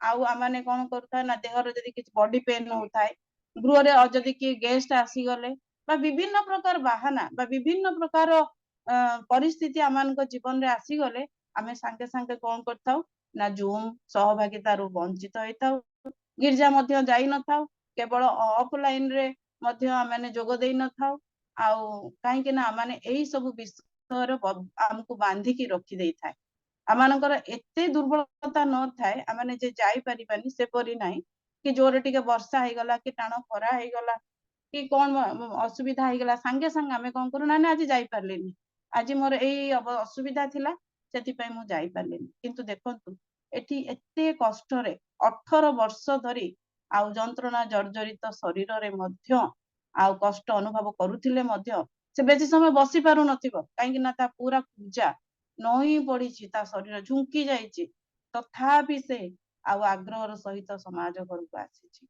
आज आम समीक्षा करवा आम आज से परी मनोभाव रे अच्छु कि प्रिय माने मु तो निश्चय अच्छी कारण मो जीवन रे सब बेले से परी बाधार मु शिकार है अच्छी आउ आमने सेकेंड पॉइंट को जीवा आउ देखिबा एठी लेखा होची कोन ना से जणे अब्राहम कर कन्या थिला आउ से जणे जिहुदी थिला आउ से वाक्य भी जानी थिला आउ से कौन करथिला ना ता शरीर रे आउ से उपासना करबा को आसीची समाज घर को वाक्य सुनिबा पई आसीची किंतु ता शरीर रे कौन अछि ना दुर्बल आत्मा अछि ता भितरे दुर्बलकारी आत्मा ता भितरे अछि आउ से ताहा को 18 वर्ष धरी सही के आसीची आउ किंतु गिरजा आसुची किंतु ता भितरे से ता शरीर रे सेही बंधन रे से ताको बांधी के रखिची आज आमाने मध्य आत्मिक जीवन रे जति चिंता करिबा आमाने विश्वासी विश्वासनी आपना को कहि थाउ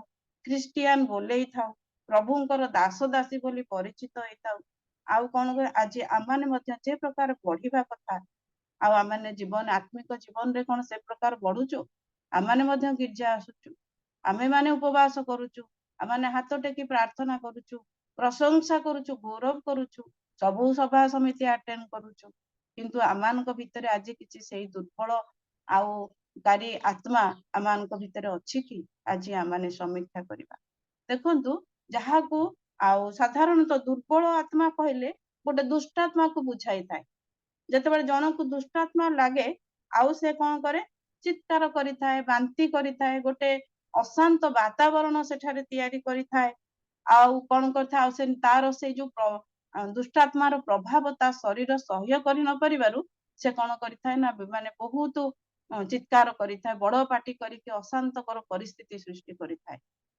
किंतु एठारे देखंतु आउ ए स्त्री लोकटी भितरे दुर्बलकारी आत्मा अछि किंतु से नीरव रे बसिची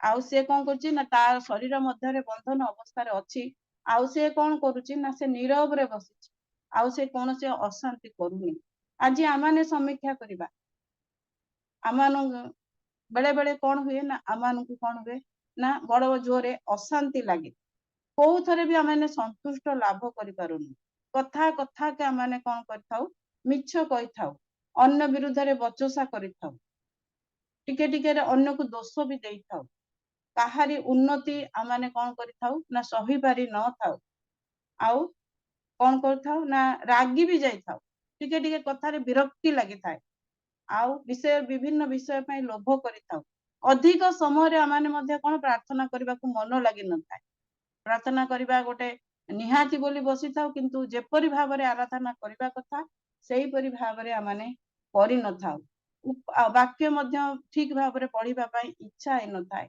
एई सब विषय कोन आज आमानक जीवन रे देखा जाउची कि आज आमाने समस्त निज निज को समीक्षा करबा आज मो जीवन रे सेही परि मनोभाव अछि कि सेही परि भाव आज मो हृदय रे स्थान पाइछि कि एहा मध्ये शैतानिक कार्य अटे अन्य इन्फीरियरिटी अन्य को निज को सब बळे माने कोन नीचा मन करबा हे मु से परि नुहे हे मोर सेईटा नाही मो भीतर गोटे असंतुष्ट मनोभाव जहा थिले भी मो सेथिरे संतुष्ट हेई पारि न आउ एई परि मनोभाव थाए कि आउ सुपीरियर इन्फीरियर सुपीरियर कॉम्प्लेक्स आमान को रही थाए एई भाव गुडी को मध्ये कहारो आज आमाने समीक्षा करबा जदि आमान को भीतर एई परि आमाने निज निज को जांच करबा ए गुडा को सब उदाहरण भाव रे मु कहिली किंतु आमाने जे परि वाक्य रूप दर्पण रे देखिबा एई स्वभाव भीतरु आमान को भीतर को स्वभाव अछि जदि एई सब स्वभाव अछि ताहाले एहा आमाने कोन करचु ना शैतानिक स्वभाव अटे बा एई सब दुर्बल आत्मा दुर्बल कारी आत्मार स्वभाव अटे आमान को कोन करबा को पड़िबो सेही सब स्वभाव रु आमान को कोन करबा को हबो ना उठिबा को पड़िबो एहा को आमाने कोन करिचु ना सुजोग देइचु सेथि पई आमान को जीवन रे एई सब परिस्थिति एई सब समस्या एई सब मनोभाव आसी थाए कारण कोन तारो ना आमाने कोन करथाउ ना कथा कथा के मिछ कहि देइथाउ के टिके टिके निज को सीक्रेट माने निज को लुचेबा पाए निज को माने दोष को ढांकीबा पाए आमाने कोन करथाउ सहज रे मिछ कबर आश्रय नै थाउ आउ के अतिरिक्त दुख हे गले निशा सेवन करि देइ थांती काहे कि ना एई सब दुख रु मु भूली जीवी आउ कोन करछन्ते ना मोबाइल रे अधिक समय देइ थांती अश्लील छवि गुडा को सब देखि थांती आउ एहा द्वारा कोन हेइताय ना आमाने कोन करिथाउ ना वाक्य अनुमोदित जीवन भी काटि न थांती पवित्र जीवन मध्ये काटि न थांती काहे कि ना तांको भितरे शैतान प्रवेश करिथाय आज आमाने चिंता करिबा आमाने कोन सुजोग देइचु कि आमान को जीवन रे शैतान स्थान पाइछि कि जदि आज आमाने एही परि भाव रे आमान को जीवन काटुछु ताहाले आमाने कोठी ना कोठी शैतान को जीवन रे स्थान देइछु तेणु आमाने कोन करिबा एही सब विषय को आमाने कोन करिबा आउ गंभीर भाव रे जांच करिबा प्रभु को कहबा प्रभु मते क्षमा करो एही सब विषय मो ठारू काढी दियो आमान कोन करिबा पड़िबो ना स्वीकार करी प्रभु मु अधिक समय प्रार्थना करि पारुनी प्रभु वाक्य अध्ययन रे मोर मन रहू नाही मते गिरजा जीवा को इच्छा हो नाही मते टिके टिके कथा रे चिड़ी माडुची मते राग लागुची मते क्रोध लागुची अन्यर विषय देखि कि मु कोन करूची ना निज को नीच मन करूची से ता पाखरे एते सुंदर अछि से एते सुंदर ता पाखरे एते सब जिंस अछि एही सब मन भाव रे कोन हो ना आमाने ईर्ष्यान्वित हेइ थाउ आ आज आमान को प्रभु चाहचंती सेही थरु आमान को रक्षा करिबा पाए 12 पदरे लेखा अछि जीशु ताकू देखिले जेतेबेले जीशु शिक्षा दउथिले भाई मोर समय केते समय रहिबो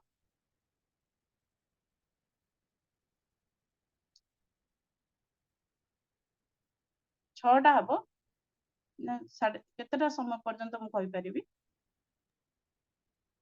हाँ 6 5 10 पर्यंत कहतो ठीक अछि तो आज माने से एई परि अवस्था रे जदि आमेने अछु देखंतु से परि दुर्बल आउ विशिष्ट आत्माकारी जो स्त्री पूजा स्त्री टी बसिची आ से कोन करूची ना यीशु कहूतिबा शिक्षा को से सुनुची आ से जते बेले सुनुची यीशु ताकू देखुचन यीशु देखंती यीशु आमानकर समस्त विषय देखंती आमानक मध्यरु के जदि पढिबे गीत संगीता 90 रो 8 पद ଆଉ ସେଠାରେ ମଧ୍ୟ ଆଉ ଦେଖନ୍ତୁ ଆମମାନଙ୍କର ଜୀବନ ଯୀଶୁଙ୍କ ପାଖରେ କେମିତି ଥାଏ। ଆମେ ଯଦି ଦେଖିବା ଗୀତ ସଂହିତା ତାର 90 ପର୍ବର 8 ପଦ, ସେଠାରେ ଏପରି ଲେଖା ଅଛି, ତୁମ୍ଭେ ତୁମ୍ଭେ ତୁମ୍ଭେ ପଢନ୍ତୁ। ଆମ୍ଭମାନଙ୍କ ଅପରାଧ ଆପଣା ସମ୍ମୁଖରେ, ଆମ୍ଭମାନଙ୍କର ଗୁପ୍ତ ପାପ ଆପଣା ମୁଖର ଦୀପ୍ତିରେ ରଖିଅଛ। ତେଣୁ ଯେତେବେଳେ ଯୀଶୁ ତାକୁ ଦେଖିଛନ୍ତି, ଯୀଶୁ ତାର ସମସ୍ତ ବିଷୟ ଜାଣି ପାରିଛନ୍ତି, ସେ ଯେ ତା ମଧ୍ୟରେ ଯେ ଦୁର୍ବଳକାରୀ ଆତ୍ମା ଅଛି ଆଉ ତାକୁ ଏତେ କଷ୍ଟ ଦଉଛି, ଆଉ କଣ କରୁଛନ୍ତି, ଆଉ ଯୀଶୁ ତାକୁ ଡାକିଛନ୍ତି ଆଉ କହିଛନ୍ତି, ତା ଉପରେ ହାତ ରଖିଛନ୍ତି, ତାକୁ ପ୍ରଥମେ ପାଖକୁ ପ୍ରଥମେ ତାକୁ ଦେଖିଛନ୍ତି, ତାପରେ ତାକୁ ଡାକିଛନ୍ତି ଏବଂ ସାମର୍ଥ୍ୟର ବାକ୍ୟ କହିକି ଆଉ ତାପରେ ହାତ ଥୋଇଲେ ଆଉ କଣ କହିଲେ, ଗୋ ହେ ନାରୀ ତୁମର ଦୁର୍ବଳତାରୁ ମୁକ୍ତ ହେଲ। ତାର ସବୁ ଦୁର୍ବଳ ବିଷୟ ସବୁ ଯୀଶୁ ଦେଖିଲେ। ଆଜି ଆମମାନଙ୍କର ଦୁର୍ବଳ ବିଷୟ ପ୍ରଭୁ ଦେଖୁଛନ୍ତି କି? ସେ ତ ଆମେ ଯେପରି ପଢିଲୁ, ତାଙ୍କ ମୁଖର ଦୀପ୍ତିରେ ଆମର ସମସ୍ତ ବିଷୟ ଅଛି, ଗୁପ୍ତ ପାପ ଅଛି, ଆମର ଅବାଧ୍ୟତା ଅଛି, ଆମର ସମସ୍ତ ଦୋଷ ପ୍ରଭୁ ନିଜେ ଦେଖିପାରନ୍ତି। ଆଉ ଆଜି ଆମେ ତାହା କଣ ସ୍ୱୀକାର କରି ଛାଡିବା କି? କାରଣ ଯୀଶୁ ଆମ ପାଇଁ, ଆଉ ଯଦି ପ୍ରଥମ କରନ୍ତି 6 ତାର 19-20ରେ, ସେ ଆମମାନଙ୍କର ବହୁ ମୂଲ୍ୟ ଦାନ ଦେଇ ଆମମାନଙ୍କୁ କିଣିଛନ୍ତି। ଆମମାନଙ୍କ ଶରୀର, ସେଟା ଟିକେ ପଢିଦବା, ପ୍ରଥମ କରନ୍ତି ତାର 6 ପର୍ବର 20 ପଦ।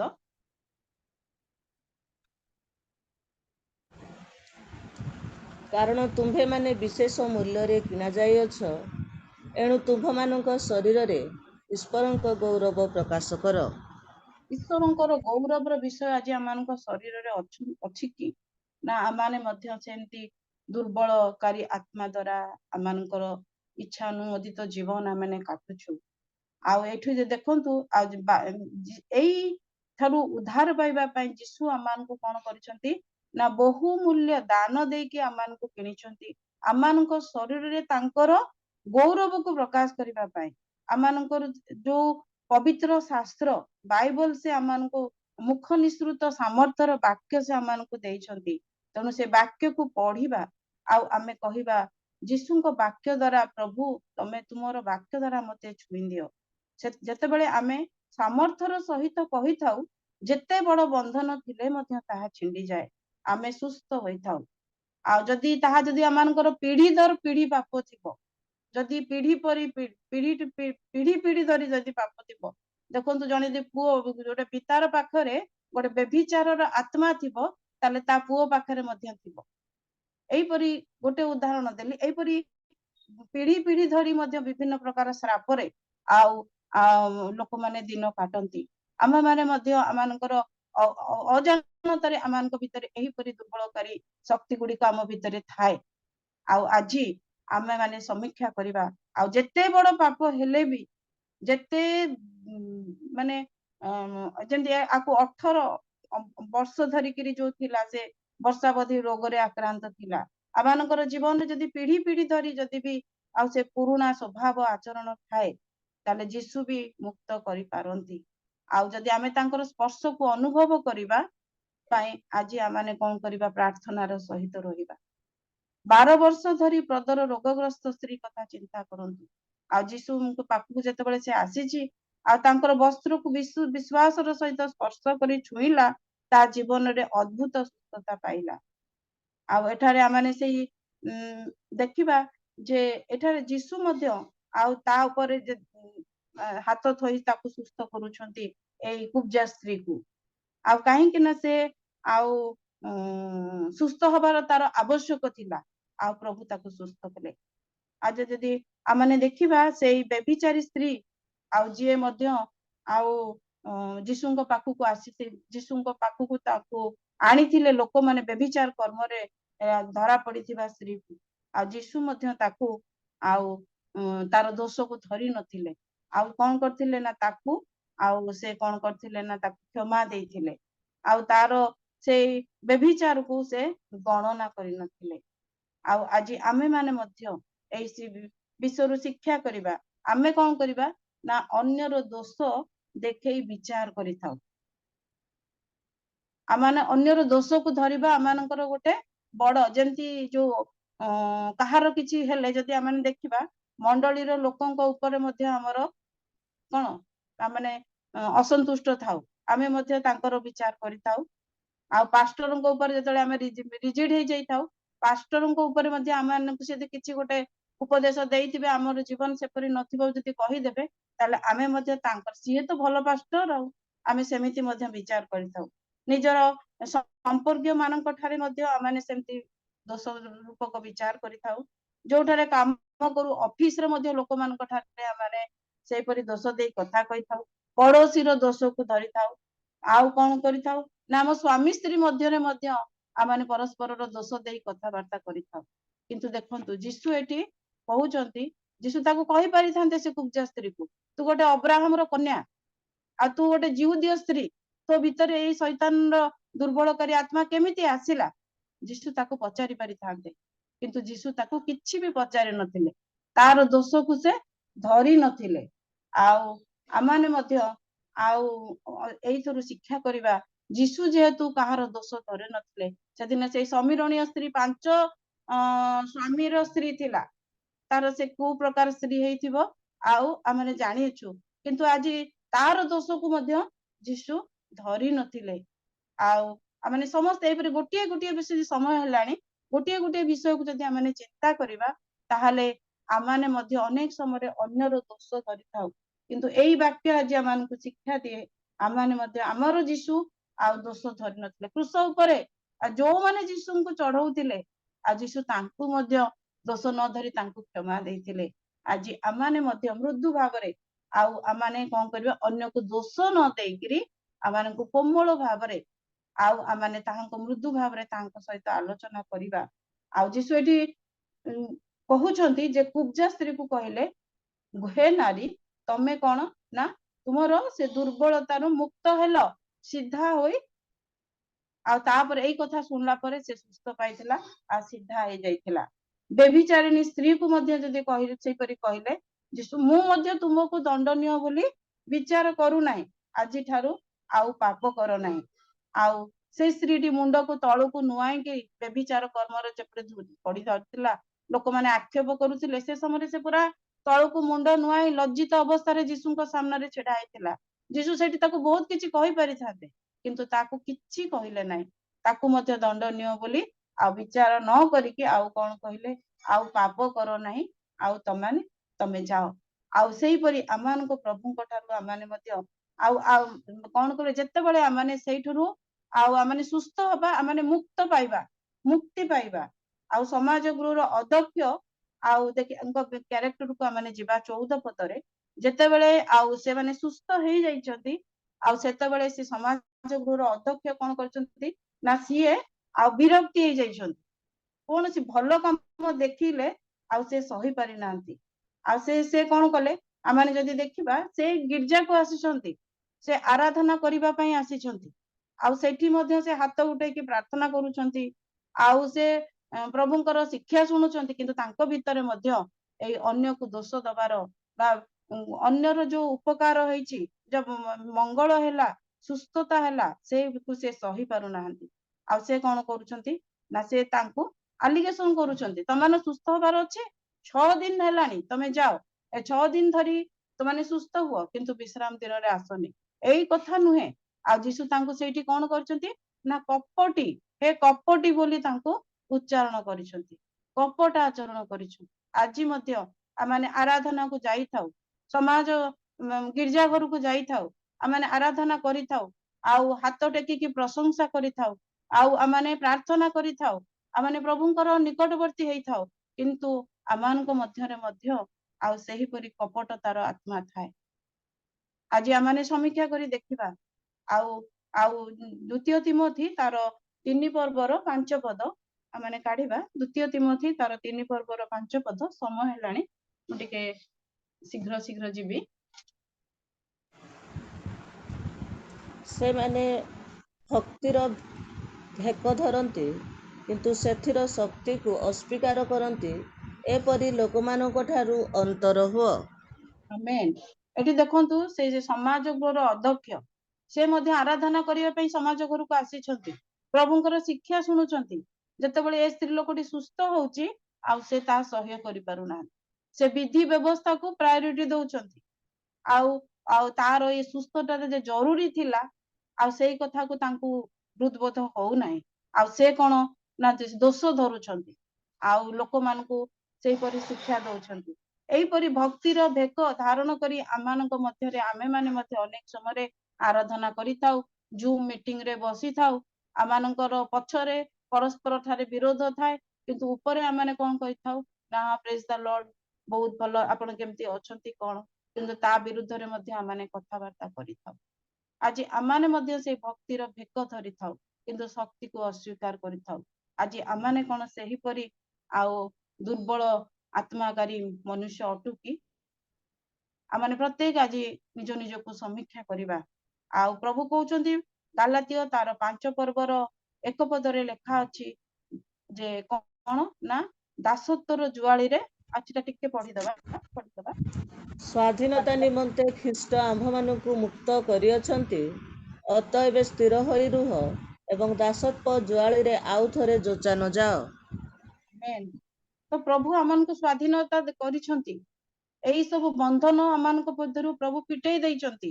ଆଜି ଆମମାନେ କଣ ସେଇ ବନ୍ଧନରେ ପୁଣି ଆଉଥରେ ସେଇ ଜୁଆଳିରେ ଯୋଚା ହେବା ପାଇଁ ଏଇ ସବୁ ମନୋଭାବ ନେଇ ଆମମାନେ ଦିନ ଅତିବାହିତ କରୁଛୁ କି? ଆମମାନେ ସେହିପରି କରିବା ନାହିଁ। ଏ ହେଉଛନ୍ତି ଦ୍ୱିତୀୟ ଦଳର ଲୋକମାନେ, ଯୋଉମାନେ ଗିର୍ଜାକୁ ଆସୁ ଆଉ ହାତ ଉଠେଇକି ଆଉ ସ୍ତୁତି ପ୍ରଶଂସା କରୁ, ଧନ୍ୟବାଦ କରିଥାଉ, ପ୍ରାର୍ଥନା କରିଥାଉ, ଉପବାସରେ ରହିଥାଉ, ପ୍ରଭୁ ଭୋଜ ନେଇଥାଉ, କିନ୍ତୁ ଆମମାନଙ୍କ ମଧ୍ୟରେ ଆମମାନେ ଆତ୍ମସମୀକ୍ଷା କରି ଦେଖିବା ଆମମାନଙ୍କ ଭିତରେ କୋଉ ମନୋଭାବରେ ଆମେ କରୁଛୁ। ଆମ ମଣ୍ଡଳୀରେ, ଆମର ବିଶ୍ୱାସୀ ଭାଇ ଭଉଣୀ ମାନଙ୍କ ମଧ୍ୟରେ, ଆମମାନଙ୍କ ପାଷ୍ଟର ମଧ୍ୟରେ, ଆମମାନଙ୍କର ଯୋଉ ପଡୋଶୀ ମାନଙ୍କ ପାଖରେ ଆମମାନେ ସବୁବେଳେ କଣ ଦୋଷ ଦେଇ କଥା କହିଥାଉ, ତାହାଙ୍କର ଦୁର୍ବଳତାକୁ ଦେଖିଥାଉ, ନିଜର ଦୁର୍ବଳତା ପାଇଁ ଆମମାନେ ଅନ୍ୟକୁ ଦୋଷାରୋପ କରିଥାଉ। ଏଇପରି ଭାବରେ ଆମମାନେ ଆଜି ସେଇ ଦ୍ୱିତୀୟ ଦଳର ଦେଖିବା। ସେ ଅବ୍ରାହମଙ୍କର କନ୍ୟା ଥିଲା, ସେ ଯିହୁଦୀୟ ଥିଲା, କିନ୍ତୁ 18 ବର୍ଷ ଧରି ତା ଭିତରେ ସେ ଦୁର୍ବଳ ଆତ୍ମା ଥିଲା। ଆଉ ଯଦ୍ୱାରା ସେ କଣ ହଉଥିଲା ନା ସେଇ ଆତ୍ମା ଦ୍ୱାରା ଆବଦ୍ଧ ହେଇକି ଥିଲା। କିନ୍ତୁ ଖ୍ରୀଷ୍ଟ ଆମମାନଙ୍କୁ ସ୍ୱାଧୀନତା ନିମନ୍ତେ ମୁକ୍ତ କରିଛନ୍ତି, ଆମମାନଙ୍କ ପାଇଁ ସେ ବହୁମୂଲ୍ୟ ଦାନ ଦେଇଛନ୍ତି, ଆଉ ଆମମାନଙ୍କ ଶରୀରରେ ତାହାଙ୍କର ଗୌରବକୁ ସେ ପ୍ରକାଶ କରିବା ପାଇଁ ଆଉ ସେ ସର୍ବଦା ଚେଷ୍ଟା କରନ୍ତି। ଆଉ ସେଇ ଯୋଉ ଅଧ୍ୟକ୍ଷକୁ ପ୍ରଭୁ ଏଠି କଣ କହିଛନ୍ତି ନା କପଟି ମାନେ ବୋଲି ଆଉ କହିଛନ୍ତି। ଆଉ ଯୀଶୁ ସେମାନଙ୍କୁ କପଟି ମାନେ, ସେ ସମାଜଗୁରୁର ଅଧ୍ୟକ୍ଷକୁ କପଟି ବୋଲି କହିଛନ୍ତି। 16 ପଦରେ ଦେଖିବା, ଆଉ ଏମାନେ ସବୁ ଦ୍ୱିତୀୟ ଦଳର ଲୋକମାନେ। ଆଉ ସେଠି ଆଉ ଯୀଶୁ 16 ପଦରେ କହୁଛନ୍ତି ଗୋଟେ ବଢିଆ କଥା। 16 ପଦ, ଲୁକ ତାର 13ର 16 ପଦରେ ଏପରି ଲେଖା ଅଛି, ତେବେ ଦେଖ 18 ବର୍ଷ ବ୍ୟାପୀ ଶୈତାନ ଦ୍ୱାରା ଆବଦ୍ଧ ଅବ୍ରାହମଙ୍କର କନ୍ୟା ଏହି ସ୍ତ୍ରୀ ଲୋକଟି କଣ ବିଶ୍ରାମ ବାରରେ ଆପଣା ବନ୍ଧନରୁ ମୁକ୍ତ ହେବା ଆବଶ୍ୟକ ନଥିଲା? ଏଠି ସେଇ ସମାଜର ଅଧ୍ୟକ୍ଷ ଯୋଉମାନେ ତାଙ୍କ ବିପକ୍ଷରେ କଥା କହୁଥିଲେ, ପ୍ରଭୁ ତାଙ୍କୁ କହିଛନ୍ତି ଏମାନେ ହେଲେ ସେଇ ଦ୍ୱିତୀୟ ଧାଡିର ଲୋକମାନେ, ଦ୍ୱିତୀୟ ଦଳର ଲୋକମାନେ। ଗିର୍ଜା ଆସିଥାନ୍ତି, ଗିର୍ଜାରେ ବସିଥାନ୍ତି, କିନ୍ତୁ ଶରୀର ମଧ୍ୟରେ ସେ ଦୁର୍ବଳକାରୀ ଆତ୍ମା ଥାଏ। ଆଜି ଆମମାନେ ଚିନ୍ତା କରିବା ଆମମାନଙ୍କ ମଧ୍ୟରେ କୋଉ କୋଉ ବିଷୟ ଆମମାନଙ୍କୁ ଦୁର୍ବଳ କରିଦଉଛି। ସେ ବିଷୟରୁ ଆମମାନଙ୍କୁ କଣ କରିବାକୁ ପଡିବ ନା ଉଠିବାକୁ ପଡିବ। 17 ପଦ ଦେଖିବା, ସମୟ ହେଲାଣି, ମୁଁ ଶେଷ କରିବି। 17 ପଦରେ ଲେଖା ଅଛି, ଆଉ ସେ ଏଇ ସବୁ କଥା କହନ୍ତେ ତାହାଙ୍କର ବିପକ୍ଷ ମାନେ ଲଜ୍ଜିତ ହେବାକୁ ଲାଗିଲେ। ଯେତେବେଳେ ସେ ଯୋଉ ବିପକ୍ଷ ମାନେ ଆଉ ଯୋଉ ଦୋଷାରୋପ କରୁଥିଲେ, ଯୀଶୁଙ୍କୁ ଲୋକମାନଙ୍କୁ ମତଉଥିଲେ, ଆଉ ଯୀଶୁ ଯେତେବେଳେ ସେମାନଙ୍କୁ କହିଲେ ତମାନେ କଣ କହୁଛ, 18 ବର୍ଷ ଧରି ଏ ସ୍ତ୍ରୀ ଲୋକଟି ଶୈତାନ ଦ୍ୱାରା ଆବଦ୍ଧ ହେଇକି ଥିଲା, ଏ ଜଣେ ଅବ୍ରାହମଙ୍କର କନ୍ୟା, ଆଉ ତାହାକୁ କଣ ବିଶ୍ରାମ ବାରରେ ତା ବନ୍ଧନକୁ ମୁକ୍ତ କରିବାର ଆବଶ୍ୟକ ନଥିଲା? ଆଉ ତମାନେ ଏଇଟାକୁ ଏତେ ଇମ୍ପୋର୍ଟାଣ୍ଟ ଦଉଛ? ଯଦି ତମେ କଣ ତମର ସେ ଗଧ ବା ବଳଦକୁ ଗୁହାଳରୁ ଫିଟେଇକି ପାଣି ନବା ପିଆଇ ନଥାଅ? ଆଉ ସେଇପରି ସେମାନଙ୍କର କଣ ବ୍ୟବସ୍ଥାକୁ ସେମାନେ ପ୍ରାୟୋରିଟି ଦଉଥିଲେ, କିନ୍ତୁ ଯୀଶୁ ଆଉ ଏ ମନୁଷ୍ୟକୁ ପ୍ରାୟୋରିଟି ଦେଇଛନ୍ତି ତାର ସୁସ୍ଥତା ପାଇଁ।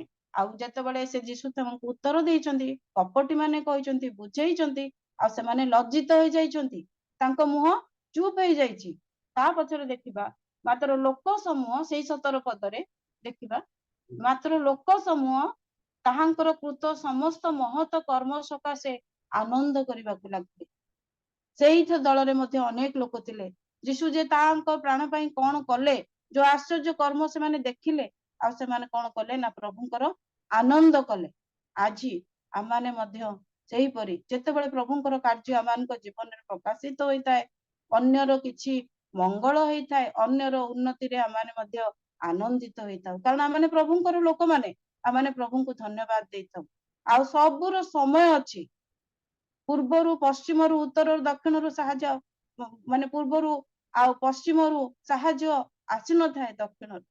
ଆଉ ଗୀତ ସଂଗୀତାର ତାର ସେଇ 75 ପର୍ବର 8 ପଦରେ ଲେଖା ଅଛି, ଆମମାନଙ୍କର ଉପକାର ଆଉ କଣ ଥାଏ ନା ସଦା ପ୍ରଭୁଙ୍କ ଠାରୁ ଆସିଥାଏ। ତେଣୁ ଆମମାନଙ୍କ ପାଇଁ ସମୟ ଅଛି, ପ୍ରତ୍ୟେକଙ୍କ ଜୀବନ ପାଇଁ ଉନ୍ନତି ପାଇବା ପାଇଁ ପ୍ରଭୁ ସମୟ ନିର୍ଦ୍ଦିଷ୍ଟ ଭାବରେ ରଖିଛନ୍ତି। ଆଉ ଯେତେବେଳେ ଆମମାନେ ପ୍ରଭୁଙ୍କର କାର୍ଯ୍ୟ ଦେଖୁ, ଅନ୍ୟ ନିକଟରେ ହଉ, ଅନ୍ୟ ପରିବାରରେ ହଉ, ମଣ୍ଡଳୀରେ ହଉ, ବ୍ୟକ୍ତି ବିଶେଷରେ ହଉ, ଆମମାନେ କଣ କରିବା, ପ୍ରଭୁଙ୍କ ଲୋକମାନେ ଆନନ୍ଦିତ ହବା। ସେଦିନ ତୃତୀୟ ଦଳର ଲୋକମାନେ କଣ ହେଲେ ନା ଆନନ୍ଦ କରିଲେ। ଆଜି ଏହି ବାକ୍ୟ ଦ୍ଵାରା ପ୍ରଭୁ ଆମମାନଙ୍କୁ କଥା କହନ୍ତୁ। କାରଣ ଆଜି ଆମମାନେ ଯଦି ଜଗତକୁ ଦେଖିବା, ବିଭିନ୍ନ ପ୍ରକାର ରୋଗୀ, ବିଭିନ୍ନ ପ୍ରକାର ରୋଗର ଆକ୍ରାନ୍ତରେ ଆମମାନେ ବସବାସ କରୁଛୁ, ଲୋକମାନେ ବସବାସ କରୁଛନ୍ତି। ଆଉ ସେମାନଙ୍କ ଭିତରେ ମଧ୍ୟ ଦୁର୍ବଳକାରୀ ଆତ୍ମା ସବୁ ଥାଏ। ଆଜି ଆମମାନେ ସେଇ ସ୍ଥାନରେ ଚିନ୍ତା କରିବା, ମାନେ ସେ ପ୍ରଥମ ଦଳର ଲୋକ ଯୋଉ ଦୁର୍ବଳତା ଥିଲେ ମଧ୍ୟ ସେ ଆରାଧନା କରିବାକୁ ଆସିଛି। ଦ୍ୱିତୀୟ ଦଳର ଲୋକ ଆଉ ବିଷୟରେ ଆମମାନେ ଆଲୋଚନା କଲୁ, ତୃତୀୟ ଧାଡିର ଲୋକଙ୍କ ବିଷୟରେ ଆଲୋଚନା କଲୁ। ପ୍ରଭୁ ଏ ବାକ୍ୟ ଦ୍ଵାରା ଆମମାନଙ୍କୁ ଆଶୀର୍ବାଦ କରନ୍ତୁ। ଆଜି ଆମମାନେ ମନୋନିବେଶ କରିବା, ଆମମାନେ କେଉଁ ଦଳର ଲୋକ ଅଛୁ। ଯଦି ଆମମାନଙ୍କ ମଧ୍ୟରେ ଏଇ ପ୍ରକାର ଥାଏ, ତାହେଲେ ଆଜି ଆମମାନେ ପ୍ରଭୁଙ୍କ ନିକଟରେ ସମର୍ପିତ ହେବା, ନିଜକୁ ଦେଖିବା ଏବଂ ପ୍ରଭୁଙ୍କର ମହିମା ଆମମାନଙ୍କର ଶରୀରରେ ପ୍ରକାଶିତ ହେବ। ପ୍ରଭୁ ଏଇ ଛୋଟିଆ ବାକ୍ୟରେ ଆମ ପ୍ରତ୍ୟେକଙ୍କୁ ଆଶୀର୍ବାଦ କରନ୍ତୁ। ଧନ୍ୟବାଦ। ଧନ୍ୟବାଦ ଭଉଣୀ, ସୁନ୍ଦର ଭାବରେ ସମସ୍ତ ବିଷୟ ଉପସ୍ଥାପନ କରିଛନ୍ତି। ପ୍ରଭୁ ଆପଣଙ୍କୁ ଆଶୀର୍ବାଦ କରନ୍ତୁ। ନିହାତି ଆମେ ଯେତେବେଳେ ପ୍ରଭୁଙ୍କ ବାକ୍ୟ ଘେନି ଆସୁଛୁ, ନିଜକୁ ପ୍ରଥମେ ପ୍ରସ୍ତୁତ ହେବାକୁ ପଡିଥାଏ।